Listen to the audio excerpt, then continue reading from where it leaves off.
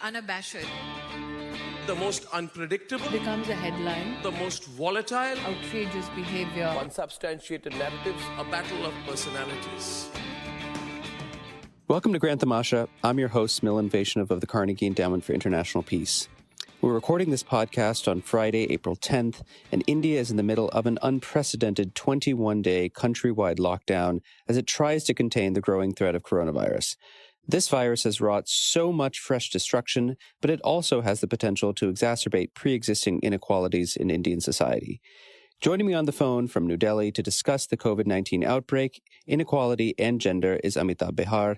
Amitabh is the Chief Executive Officer of Oxfam India. For almost 7 decades, Oxfam India has been providing humanitarian and development assistance across India in an effort to address gaps in service delivery, gender equity, injustice, and livelihoods.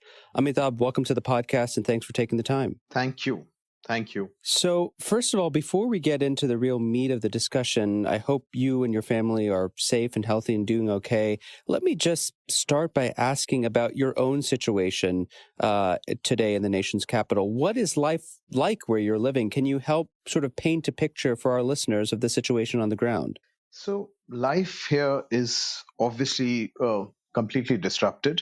We are under a total lockdown, which essentially means that I cannot go beyond 200, 300 meters. I can just go and get my groceries, and we need to stay inside our homes. The police is pretty much everywhere, ensuring that the lockdown is respected. So, at one level, I would say, there's a silver lining. We see a blue sky in this city. I've been here for decades, but I've never seen a blue sky for more than 3 decades here. But you do see a blue sky, birds chirping. That's on the bright side. But it is also on the back of this fact that there are millions and millions of people who are actually going hungry now, who have been migrating back to the source villages where they've come from. So it's an extremely difficult context in the country with the kind of population we have, with the poverty we have. Hopefully, we'll talk a little more about it. But it is very frustrating. It's tragic to think about what's happening outside, particularly for someone like me who has my colleagues actually working on the ground. But as a health response, I think we are doing fairly well. We still have only around 5,000 cases, but it is an unfolding economic tragedy. So I want to actually ask you about your colleagues on the ground. We know that this pandemic is responsible for both the direct human calamity as well as indirect economic and social devastation. How is Oxfam India mobilizing to address this crisis? You know, if you could tell us sort of what are your top 2 or 3 priorities as you look out at the landscape? So I think it's very important for your audience to appreciate that in this country, we have almost 90 to 93% of our workforce in the informal sector. And when we say informal sector, it really means that most of them are daily wages and they do not have any social security. And let me also add that most of them actually live with almost extreme poverty-like conditions, or certainly in poverty. So at this moment, with the lockdown, people do not have now access to their livelihood. And these are informal sector workers, these are construction workers, these are daily wagers. And when they do not have access to their daily livelihood, they do not have money to actually get enough food on their table. So, at this moment as Oxfam, that's really the first thing we are responding to, is to ensure that people, don't die of hunger. And we are providing dry ration and also hot cooked meals to a lot of people. In addition to this, we are also providing sanitary kits to particularly the poor. And then, so that's one bucket of our work. The second bucket of our work is to actually work with the health system. And again, in India, even in a city like Delhi, which are obviously the capital city, I know of doctors who do not have their own protective gear.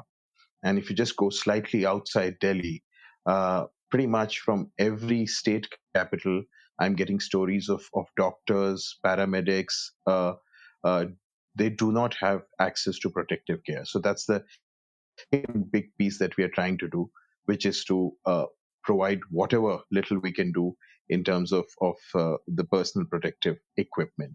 And the third cluster is, which I think is also critical, to train a lot of frontline health workers, to train the not-for-profit workers who are trying to now provide support in this time of crisis about how to work in these difficult conditions. What does really COVID mean?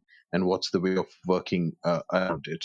And fourth and finally, which I think is also very critical, and a lot of governments are reaching out to us for that, different state governments, and that is to work with communities in helping them understand what is this idea of social distancing, what is COVID.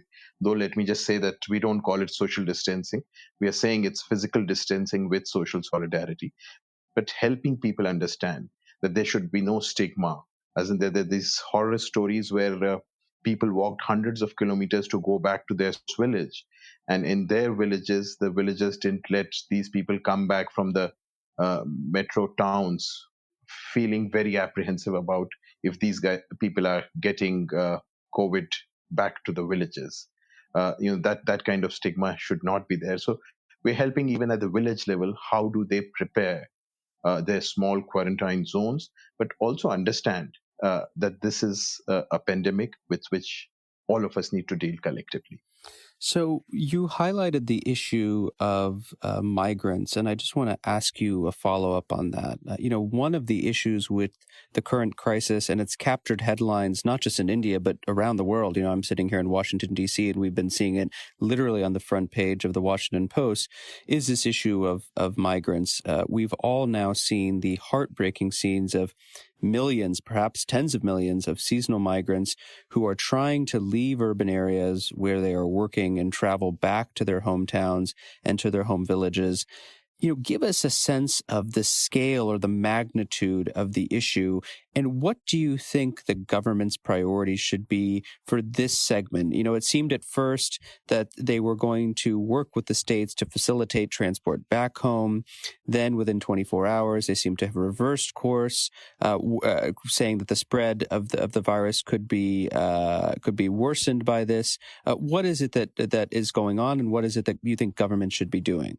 So I would just say that the migrant workers are a major uh, group, but there are also many others: the urban poor, the daily wages. So the problem is all pervasive. And in terms of the government's response, unfortunately, they took the right decision of the lockdown early on. So government of India was prompt in doing that.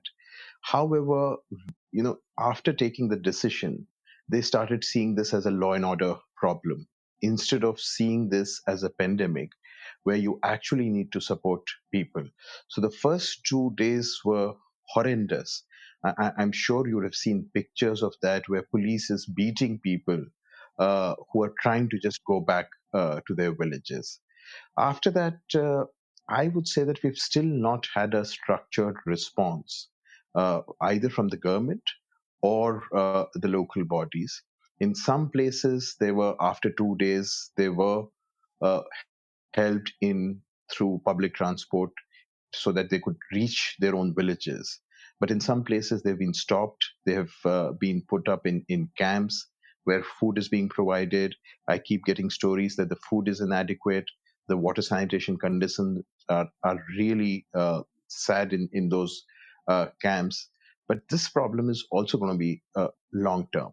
So again, the government has taken some initiatives of ensuring some kind of financial relief, some form of direct cash transfer, but that is extremely limited in terms of the size of the magnitude of the problem that we are seeing, particularly for these migrant labor and the daily wagers, the informal sector workers.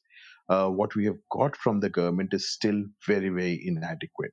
It's just talking of, say, a transfer of 1,000 rupees for 3 months, and that too only to the people who have bank accounts. And again, in India, there's still a significant population, which particularly say poor. 50% of the women don't have bank accounts. So that's the level of people not having access to banking facilities, and therefore they will not be able to even access the government support that's there. So at the moment, I would say the government does need to think through of absolute immediate relief by providing food and shelter. It also then needs to look at slightly medium term, but it would just be 2 weeks to 4 weeks to 7 weeks, is ensuring direct financial relief.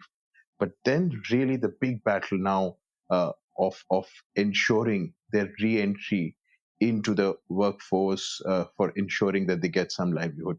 It's going to be a long, hard battle for all of us.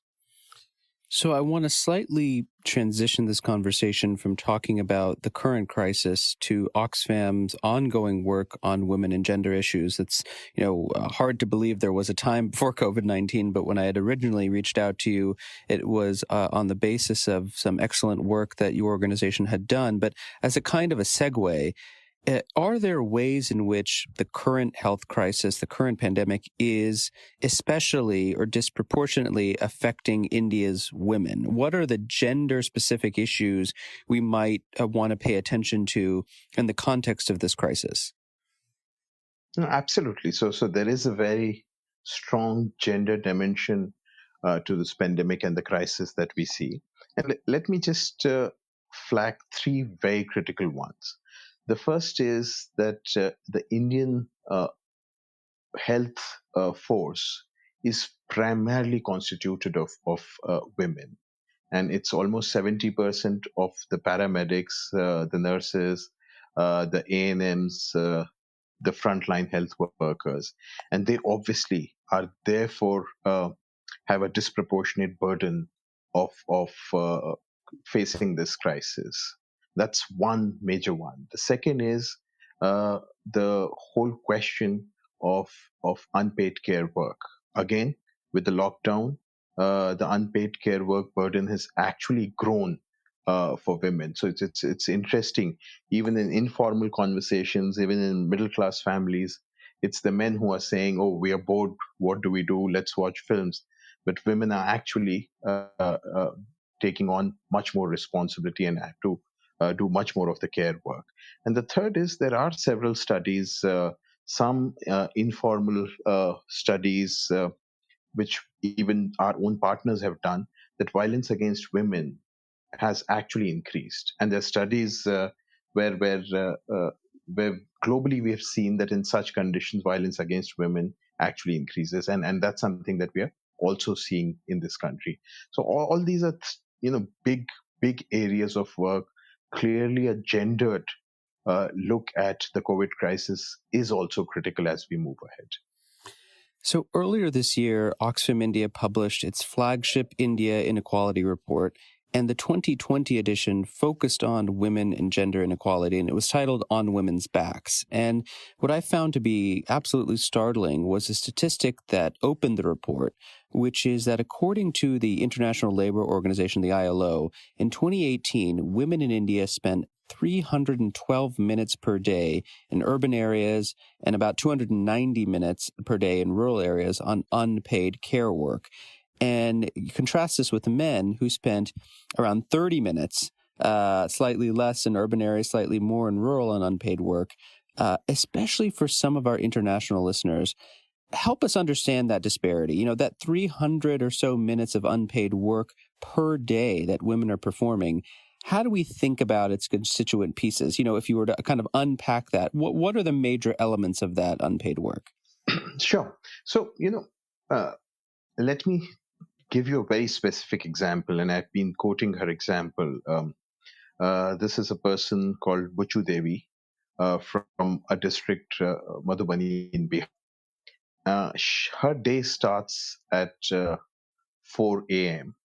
and it starts with cleaning the household, getting water, and it's almost a 3 kilometer walk for her to get water for the entire family, uh, tending to cattle, getting firewood for the family, taking care of the children, doing breakfast in the morning, sending school children to the school, cleaning of the house. Then she herself goes out to work, where anyway she's underpaid. Then taking care of the lunch, dinner, and taking care of an elderly person in the family who's unwell. And her day ends around 10 or 11 in the night. So, that's the kind of work.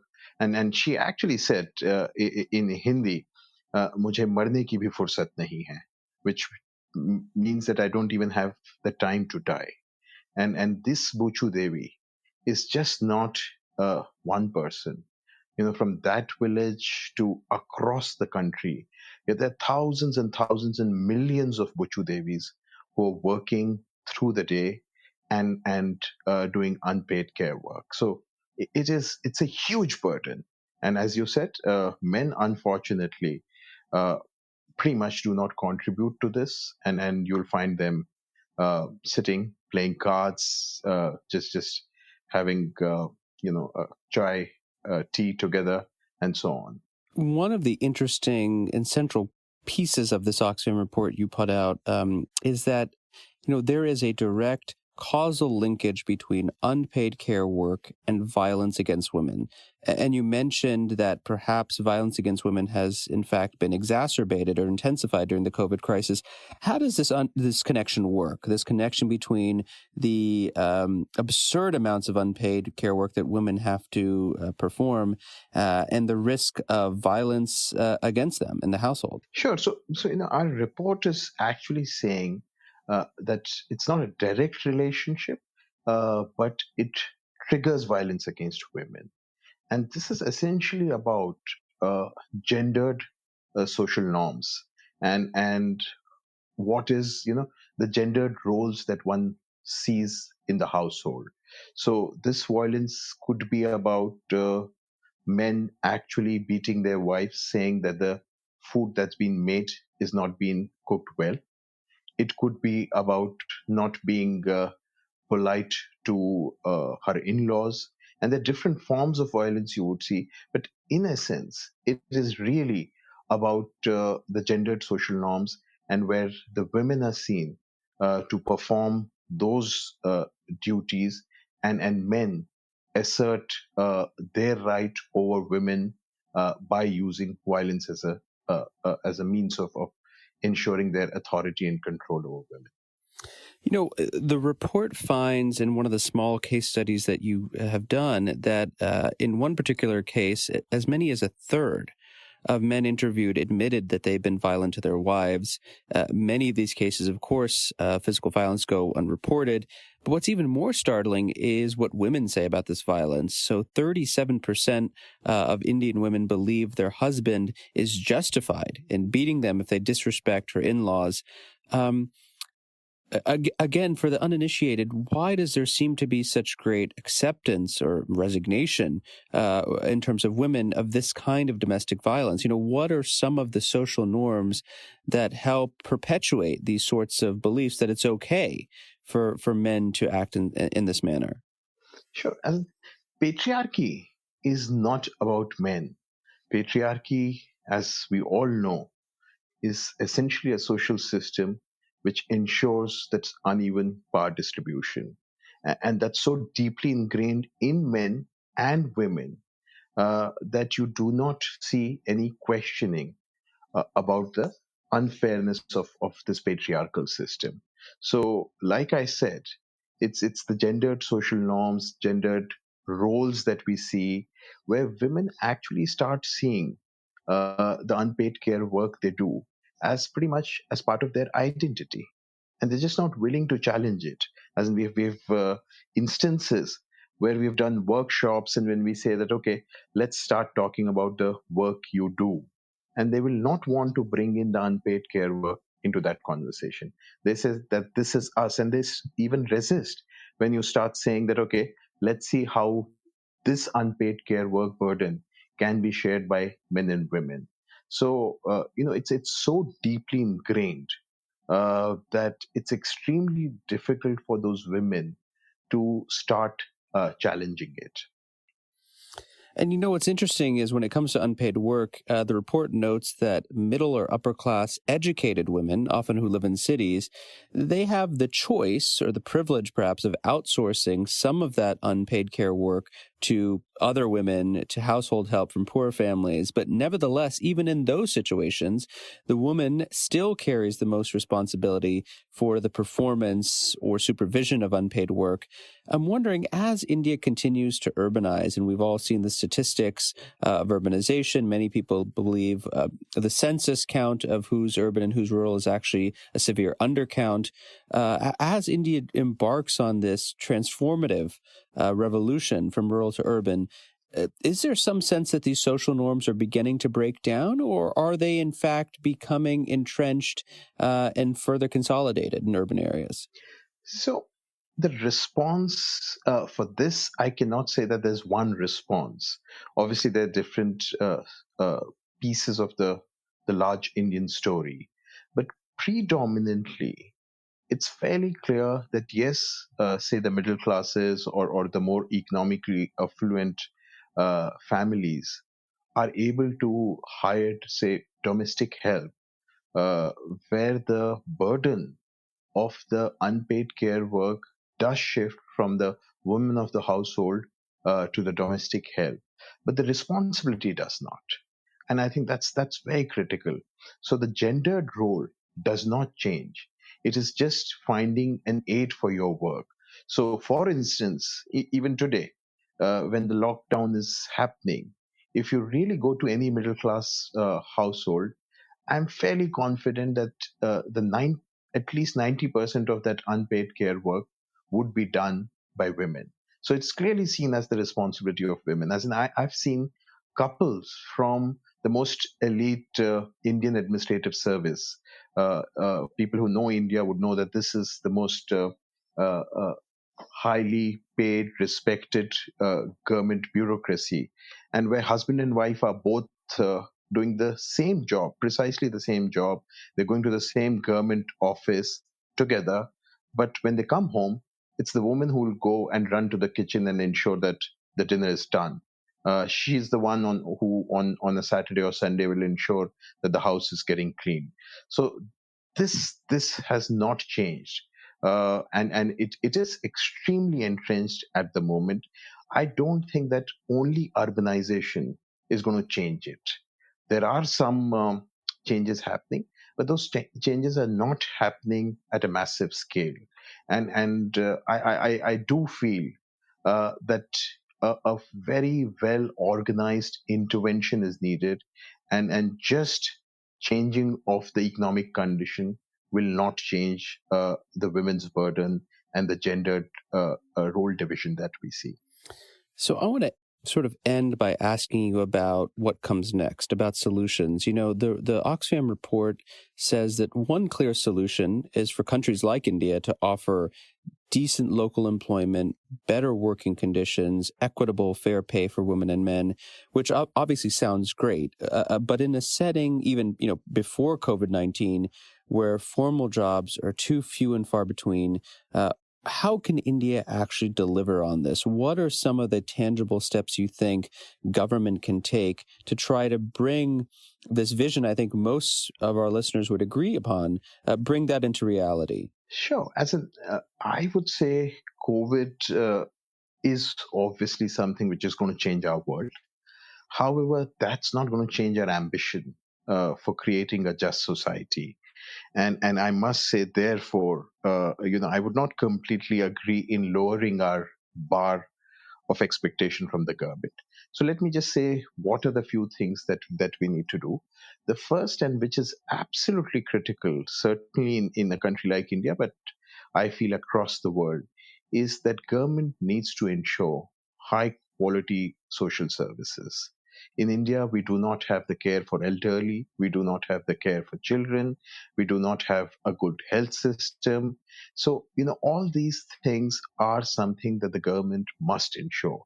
And I would very strongly urge the government that it actually starts investing in the social infrastructure. In fact, I would say this pandemic actually is telling us that how we should be investing in the health infrastructure and not in actually the billionaire boom that we see around us. So that's one. The second is to actually recognize the unpaid care work. That's something that's not being done, both within families, in societies, and at the level of the state. The next is to also redistribute the unpaid care work that we do. So these are some specific ways of intervening, which are policy level work. But we also feel that it's very, very critical for us to actually work with society, with communities in challenging these gendered norms. And that's critical. We, in fact, run a campaign called Bano Nayi Soch, which essentially means you need to bring in new ideas. So in that we have now been working with young girls, young women. They're playing football in a small town in Bihar. We are working with a lot of young boys, and I think that it's very, very critical that you don't focus entirely on women. It's critical to engage men in these conversations of dismantling patriarchy. And we're working with young boys. I was recently in a village in Chhattisgarh, just 2 hours from Raipur, and it was fascinating to meet young boys who were saying that we are actually contributing to the household work. And then they even said how they're being made fun by their own families, but they're working on it. So it would be very critical to start talking of building a new consciousness for people to understand that these are social norms and they can change if we really want to create a just society. The last thing I want to speak about is precisely the changing of the social norms, because as you alluded to earlier, the report really urges governments to initiate gender sensitization, behavior change strategies in schools and colleges, specifically around the redistribution of care work. And, there was a recent paper published by Seema Jayachandran and other economists, which documents an experiment in Haryana, which shows that instituting, gender equality discussions in schools can actually have really important, lasting impacts on gender perceptions. And if you start at a young age, hopefully some of that starts to change patterns of behavior. So the question I have for you is this: do you think these kinds of interventions can be scaled up? And furthermore, does this sort of thing require greater demand or grassroots mobilization from the bottom up, from local populations? Or is kind of top-down, government backing enough to make some headway on this problem? I would say that changing social norms cannot be only the responsibility of the government. But I would, on the other hand, not say that it will only be a grassroots response. So it's going to be a combination of actually strong policy intervention on the one hand, and on the other hand, grassroots demands. So when I'm talking of grassroots demands, it is pretty much the kind of actions that I talked of, working with small communities, working in villages. We go and create adolescent clubs, and in those adolescent clubs, these are the conversations we have. That why are women responsible for the unpaid care work? How can men contribute? How do we change these roles? On the other hand, I think it's critical for the government, like you talked of intervention or change in syllabus, where you have more gender sensitive curriculum. For example, one of the interesting things that we keep talking of in India, as you know, that we still have a significant population uh, uh, dependent on agriculture. But if you ask anybody who's a farmer, they will still, they'll draw a man, and that would be a farmer. whereas there are enough studies, certainly in India, which have shown that most of the agriculture work is actually done by the women. And that's something that's not recognized. How does the government change its own positioning? All its advertisements, government advertisements to policies, is essentially, when it talks of a farmer, it is talking of a man. Can that be changed? And the third big piece, I do think, even in the public narrative, as in, we have an extremely powerful film industry, and if you just look at most of the Bollywood films, they essentially convert women into consumption items. So that also needs to change, and there's some beginning happening. We've worked also with some of the film script writers, where we're talking of looking at a more substantive role, a fair society. So this change is not going to happen from either top or bottom. It's going to be a collective effort, and we do need, it's going to be a Herculean task still. I do feel that it's a long journey ahead, but I do also see a lot of very, very inspiring stories. So I love going to the communities, and when I hear a 14-year-old girl saying that I want to become a pilot, some of them say that I want to be a scientist. It's really inspiring, and there's a lot of hope with these young girls. My guest on the program today is Amitabh Behar. Amitabh is the Chief Executive Officer of Oxfam India. Oxfam is currently providing literally life-saving relief and development assistance to respond to the COVID-19 pandemic.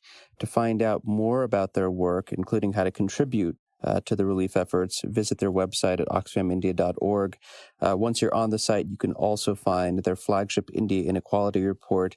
The 2020 edition is out now. It focused on women and gender issues, and it's titled On Women's Backs. Amitabh, thank you and thank your colleagues for all of the work that you're doing on the ground.